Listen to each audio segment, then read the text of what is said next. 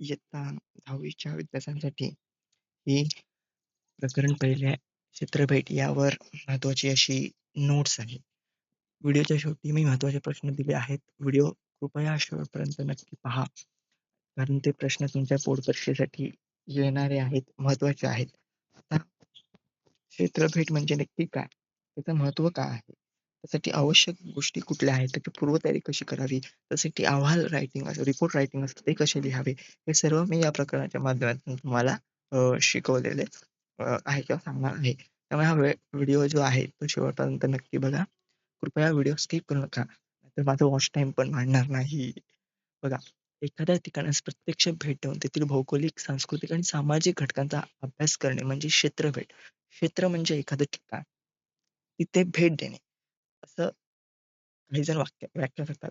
पण नुसतं देणं तिथे आवश्यक नसतं. तर तिथे खाद्य संस्कृती, तेथील ऐतिहासिक माहिती, तेथील भौगोलिक माहिती, तेथील सामाजिक घटक, त्या घटक त्या त्या ठिकाणाच्या सोयी-सुविधा सुद्धा काय म्हणतात ते माहिती असणे आवश्यक असते. आणि हेच सर्व क्षेत्रभेट याच्यात असतं. त्यामुळे क्षेत्रभेट म्हणजे नुसतं त्या ठिकाणी भेट देऊन तिथला अभ्यास करणे नव्हे, तर तेथील विविध घटकांचा आढावा घेणे, त्या घटकांची माहिती मिळवणे, तो प्रत्यक्ष अनुभवातून काय करणे ती माहिती मिळवणे म्हणजे क्षेत्रभेट असेल. भूगोल हा केवळ वर्गात शिकण्याचा विषय नसून तो प्रत्यक्ष अनुभवाचा विषय आहे. म्हणजे एखाद्या ठिकाणी जाऊन प्रत्यक्ष त्या ठिकाणाला भेट देऊन तिथला अनुभव घेणे, हा या भूगोल विषयाचा काय आहे, एक हेतू आहे. भौगोलिक संकल्पना आपल्याला क्षेत्रफितीमुळे अधिक स्पष्ट होतात. एखादी भौगोलिक संरचना किंवा कन्सेप्ट जर आपल्याला समजून घ्यायची असेल, तर फील्ड व्हिजिट आत्ताच्या घटकेला खूप महत्त्वपूर्ण आहे. मग ती ऐतिहासिक भेट असेल, सामाजिक भेट असेल, प्रत्येक विषयात आता क्षेत्रभेट हे खूप आवश्यक असे माध्यम बनले आहे. त्यामुळे काय होतं, एखादी संकल्पना आपल्याला प्रत्यक्ष अनुभवाद्वारे काय शिकता येते आणि जेव्हा आपण अनुभवातून शिक्षण घेतो, तेव्हा ते आपल्याला चांगलं लक्षात राहतं. मानव आणि पर्यावरण यांच्यातील सहसंबंध समजून घेण्यास मदत होते. आता एखाद्या निसर्गरम्य जर ठिकाण असेल आणि तिथे तुम्ही क्षेत्रभेट दिली, तर त्या पर्यावरणाचा इतिहास, त्या पर्यावरण मानवाने कशाप्रकारे काय म्हणतात आपला ताबा मिळवला, त्या मानवाने आता काय मानव पर्यावरणाचे नुकसान पण करतो किंवा त्याचे काय म्हणतात ते अ, संवर्धन पण करतो. त्यासाठी ते पर्यावरणाचे रक्षण व्हावे यासाठी उपाययोजना सुद्धा करतो. मग हे सर्व आपल्याला क्षेत्रभेट, फील्ड व्हिजिट या घटकाद्वारे आपल्याला शिकायचं आहे. तुम्हाला मी शेवटी असाइनमेंट देणार आहे व्हिडिओच्या शेवटी, ती तुम्ही पूर्ण करायची, जी बोर्ड परीक्षेसाठी खूप महत्त्वाची आहे. ठीक आहे? क्षेत्रभेटची पूर्वतयारी बघा, कुठल्याही गोष्टीला आपण जातो, तेव्हा आपण एक पूर्वतयारी करतो. त्याचा एक आराखडा, प्री प्लॅन आपण तयार करतो. इव्हन आम्ही सुद्धा जेव्हा आम्ही कंटेंट क्रिएटर YouTubeवर व्हिडिओ करतो, तेव्हा त्याचा आधी एक आराखडा तयार करतो, की हां, हे बोलायचं, हे नाही बोलायचं, असा व्हिडिओ करायचा, तसा व्हिडिओ करायचा. आता आपलं पहिलं YouTube चॅनल आहे जयपालकर, डिजिटल व्हिडिओ जयपालकर. ते सबस्क्राईब करा आणि तिसरं चॅनल खोललं आहे मी, जयदित्य पालकर व्लॉग्स. ते सुद्धा सबस्क्राईब करा. तर अशी ही जेव्हा आम्ही चॅनल खोलतो, त्यावर व्हिडिओ टाकतो, तेव्हा सुद्धा आम्ही त्याची पूर्वतयारी करतो. त्यासाठी काय, कसं करायचं, काय बोलायचं, किती मिनिटाचा व्हिडिओ असला पाहिजे. तसंच एक तुम्ही जेव्हा क्षेत्रभेटीला भेट देता, तेव्हा पुढील गोष्टींचे नियोजन करणे खूप आवश्यक असते. आता आपण असं करत नाही ना, हां, डायरेक्ट त्या ठिकाणी जातो, डायरेक्ट त्या ठिकाणाला भेट देतो, किती वाजता जातो वगैरे, वगैरे. तसं नाही करत. आपण काय करतो, त्या ठिकाणाची, त्या प्लेसची आपण निवड करतो. आता आता समजा आपल्याला पुण्याला जायचंय, मग पुण्याला कुठे जायचंय? किंवा मुंबईला जायचंय, मग मुंबईला कुठे जायचंय? रत्नागिरीत यायचंय, मग रत्नागिरीत कुठे? राजापूरला यायचंय की लांजाला यायचंय? ह्याचं आपण काय करतो, त्या प्लेसची आपण निवड करतो. ठीक आहे.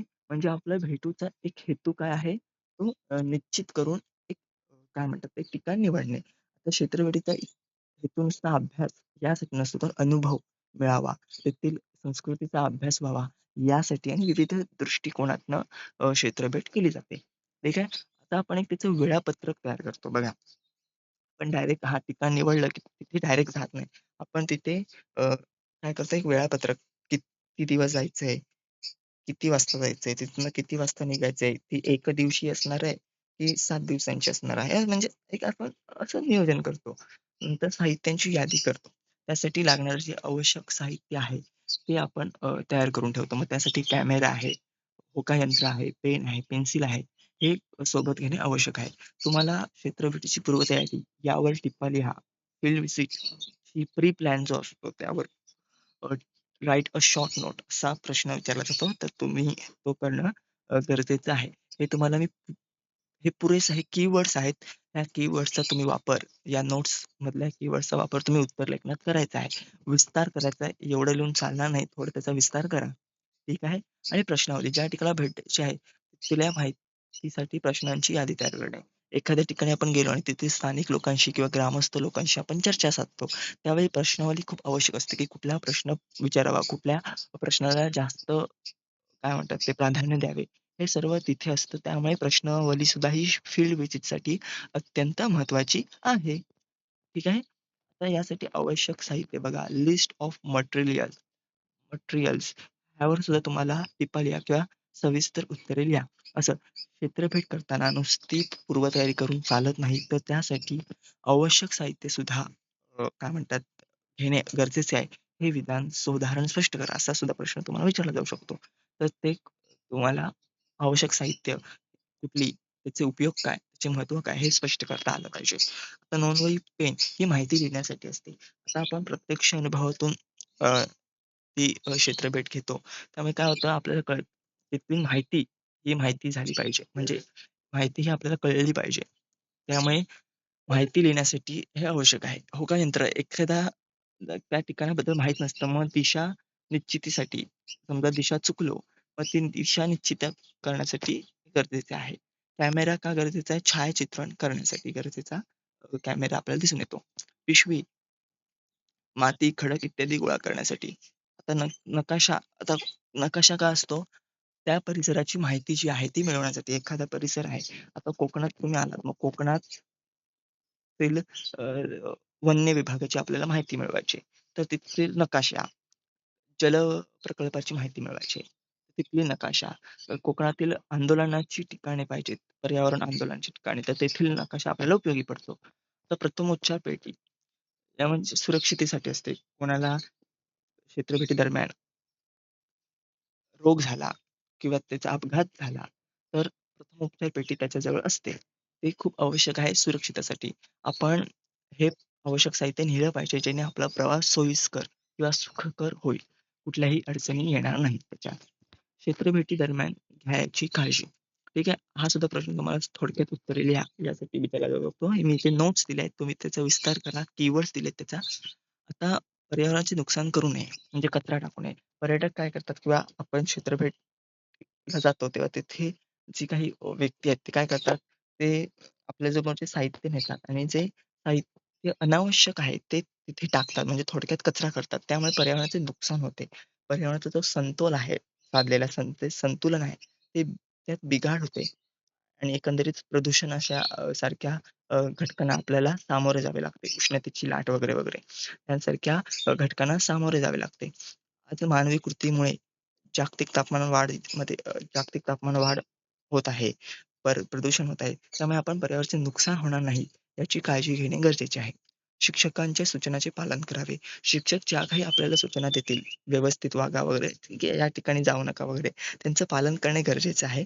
कारण का आपल्याला आपण त्या ठिकाणासाठी अपरिचित असतो त्या ठिकाणाला. म्हणजे आपण ते ठिकाण आपल्याला माहिती नसतं, त्याचा परिचय नसतो. त्यामुळे शिक्षक जे काही सांगतील त्याचं पालन करावं. स्थानिक लोकांशी नम्रतेने संवाद साधावा. नम्रता आपल्या बोलण्यात असली पाहिजे. त्याला एथिक्स आपण म्हणतो. एथिक्स शिष्टाचार आपल्या शिष्टाचार म्हणजे मॅनर्स आपल्या बोलण्यात असले पाहिजे. एथिक्स म्हणजे नैतिकता आपल्यात असली पाहिजे. स्वतःच्या मित्रांची सुरक्षितता महत्त्वाची आहे. म्हणजे स्वतःच्या सुरक्षिततेचा विचार न करता माझ्यासोबत आलेले कसे सुरक्षित राहतील याचा सुद्धा विचार करणे खूप गरजेचे आहे. आता रिपोर्ट रायटिंग एखादा कार्यक्रम जेव्हा संपतो, तर तेव्हा आपण एक अहवाल तयार करायचा, की त्या कार्यक्रमामध्ये आपण काय-काय अनुभवले किंवा अभ्यासले याचा.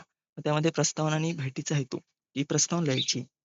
क्षेत्रभेटीची सुरुवातीचे कशी झाली आणि त्याचा हेतू कसा होता. नंतर आपण कुठल्या ठिकाणी म्हणजे मार्गाने प्रवास केला, ते खूप लिहिणं गरजेचे आहे.